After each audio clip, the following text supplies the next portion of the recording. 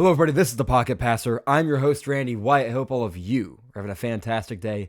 I know I am, and I have returned, finally, after a long hiatus, making a YouTube video, not to gloat, despite being a Packers fan, not going to gloat, although I am elated to see the Bears out of the playoffs. I am going to defend Caleb Williams. He threw 3 interceptions. He had 5 in the postseason. But really, I don't think that those interceptions were as bad as the discourse is making it seem like. CJ Stroud and Caleb Williams are being compared to each other because they both threw 5 picks in their 2 playoff games, but they're not the same. Caleb Williams showed a lot more good film than CJ Stroud did, and we're going to jump into that film on the interceptions specifically and talk about what went wrong with those interceptions, what was Caleb's fault, what kind of really wasn't his fault right now. Here is that first interception. You're going to see running back DeAndre Swift motions out bottom of the screen. A corner follows him out here. So we're going to assume zone coverage pre-snap. It's really a split coverage. So to this side of the field, you're getting man coverage here and here. This safety is going to drift to the post. This corner is going to play kind of cover 3 technique here, and he's going to split the difference between 1 and 2. So he's going to get vertical, split the difference between these 2 vertical breaking routes. DJ Moore at the top running that fade, and then this route that ends up working into a dig, but it releases vertical. So he's going to split the difference, and then you're going to get this player right here is going to play the flat zone, and then he's going to play kind of this vertical hook with this safety watching the route concepts develop here, and he's going to kind of try and break on in breakers when they happen. So the Rams have a pretty good coverage drawn up for this. If Caleb Williams can keep his eyes on this guy and see how far in he goes, he's got a shot to hit DJ, really a great shot to hit DJ Moore in the end zone for a touchdown. And again, this is 4th and 2. So I'm not as worried about an interception on 4th down as I am on any of the other downs, because whether it is an interception or an incomplete pass that hits the ground, it's the same result. If this pass goes incomplete, we're not talking about it nearly as much. We're not, Caleb Williams had a 2-pick game and a failed 4th down conversion. That doesn't really get brought up. But because it got picked, the discourse on the play changes, in my opinion. And I don't know. I just don't feel like that's really appropriate. Now let's talk about the throw itself. Caleb Williams is reading this underneath defender. He sees him take this hitch route in the bounce concept. Bounce concept, what is that? Short route, inside, hitch, and then the dig over top, trying to isolate this underneath interior defender. They do just that. Caleb Williams reads the read correctly. However, this safety, like I said, going to poach the in-breaker, come down on it, make a play on the ball. Also, defensive tackle, you're going to see right here, in Caleb Williams' face, prevents an accurate pass, and it gets picked by Kobe Durant. Look at this back angle here, and you're going to see exactly what he's seen. He's reading number 53 here, Landman, and he's going to wall off, stay shallow. Okay, that's my read, so I'm coming back. Tries to rip it, hands in his face, ball's off the mark. But even if it had been accurate, it's likely not going to be completed. Here's the second pick, and this one's really not excusable. It's a bad throw. Shouldn't have made it. Rams are going to roll into cover 2.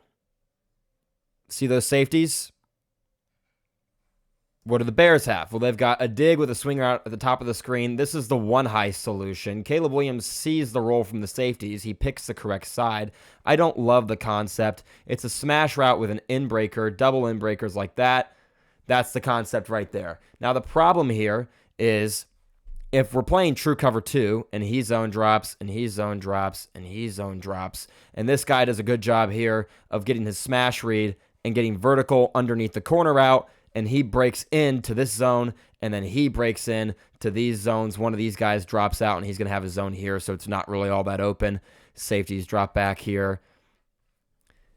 You don't have much of a solution, because in traditional smash, we want to isolate this flat defender here. We're going to throw the hitch, and then we're going to get the corner route behind him, and if he bails, then I can hit the hitch route. But when he turns into an in, I'm now running into coverage, so it's just not great against a true cover 2. And that's exactly what you're going to see. Caleb Williams really does not have an option. He can't throw the in. If it's a hitch, he can throw it. He's going to try and rip it on this corner route. This safety is so high, has so much depth, because it's 2nd and 15, that he's going to be able to come down on the route. He's not really, there's not a whole lot of space getting created laterally because it's not close quarters. He's playing with so much depth that he can come down on the break, and he's seeing Caleb Williams throw this football, and he's breaking on the smash route. This corner, understanding it's 2nd and 15, is just going to get depth and get under this throw. So I just don't love it. I just don't love the concept, especially knowing that too high rules, you want to go to this side.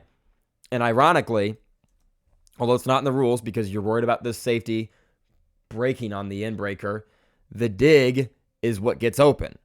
This is the throw. But Caleb Williams isn't going to find it because those aren't typically the rules for this concept. You get one high side up here, you get two high side down here. He got too high, goes to the too high side. Really kind of reads it out as best he can. Doesn't get a great solution, but you just can't throw this football. Corner's getting depth. Can't do it.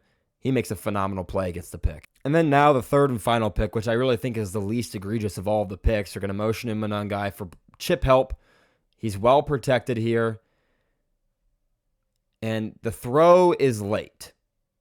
So we're getting, it's kind of a dagger route, but it's kind of like a dagger deep over. So we're going to get, I believe this is Luther Burden, number 10. Yes, Luther Burden. He's going to be the clear out route here. And then DJ Moore is going to kind of have this climb or this deep over across the field. And I'd love to see him flatten it more like that. If he does that, he's open. If he can flatten this thing out at the 28, stop getting vertical, flatten down, because this safety is over the top, and he's coming down on it.